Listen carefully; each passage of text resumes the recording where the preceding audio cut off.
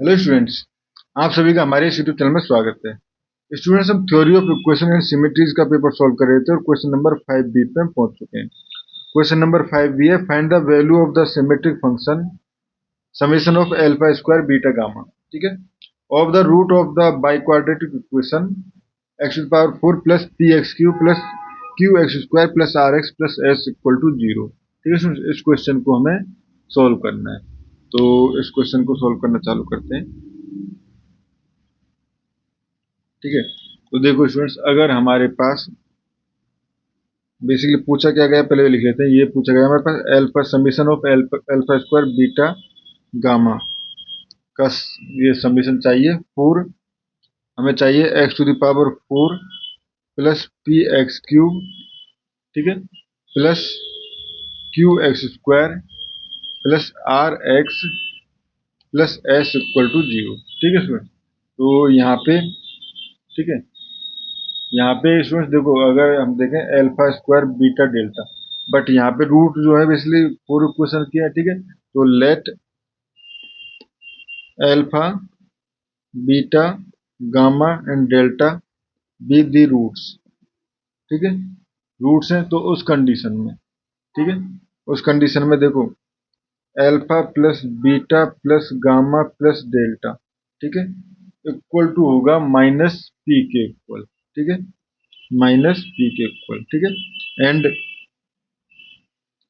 दो टर्म्स का मल्टीप्लाई यानी alpha beta plus alpha gamma.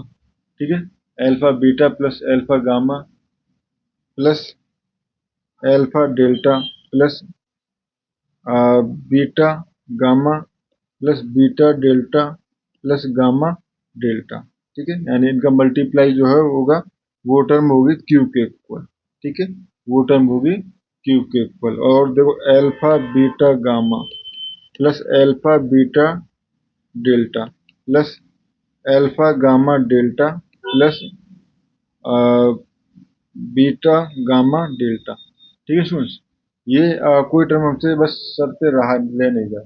ठीक है, तो एल्फा बीटा गामा बन गया alpha beta delta, alpha beta delta हो गया, एल्फा गामा डेल्टा हो गया, बीटा गामा डेल्टा हो गया, एंड ठीक है, यही होंगे हमारे पास।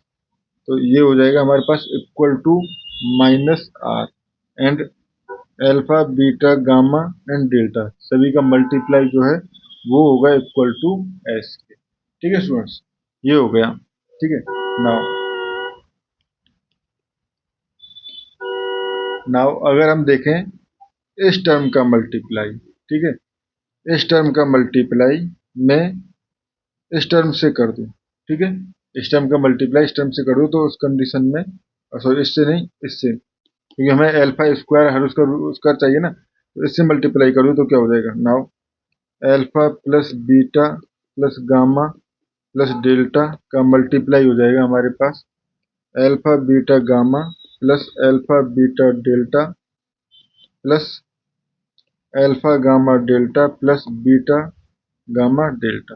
ठीक है, तो यहाँ से जब मल्टीप्लाई करें तो स्टूडेंट देखो ये हो जाएगा हमारे पास, यहाँ पे देखो alpha square beta gamma plus, ठीक है, यहाँ पे alpha square beta delta plus alpha square, ये हो जाएगा हमारे पास gamma delta plus alpha beta gamma delta. ठीक है, प्लस बीटा से करेंगे तो इस तरह से हमारे पास ये हो जाएगा alpha beta square gamma plus alpha sorry alpha beta square delta. ठीक है, plus alpha beta gamma delta plus beta square gamma delta.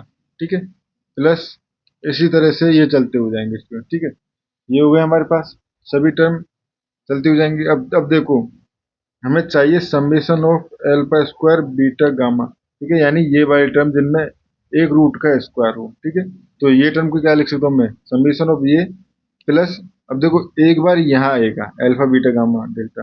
ठीक है, यानी जब एल्फा से मल्टीप्लाई एक बार यहाँ आएगा तो 4 बार आएगा, तो plus 4 alpha beta gamma delta. ठीक है, plus 4 beta gamma delta equal to, ठीक है, तो इक्वल टू ये क्या हो गया, तो बेसिकली ये हो गया। ठीक है, अब देखो ये टर्म जो है alpha beta gamma delta equal to है माइनस पी, ठीक है, तो ये हो जाएगा माइनस पी। और ये टर्म जो है वो है हमारे पास ये टर्म है माइनस आर के, ठीक है, तो minus P dot minus R basically P R, ठीक है, पी आर।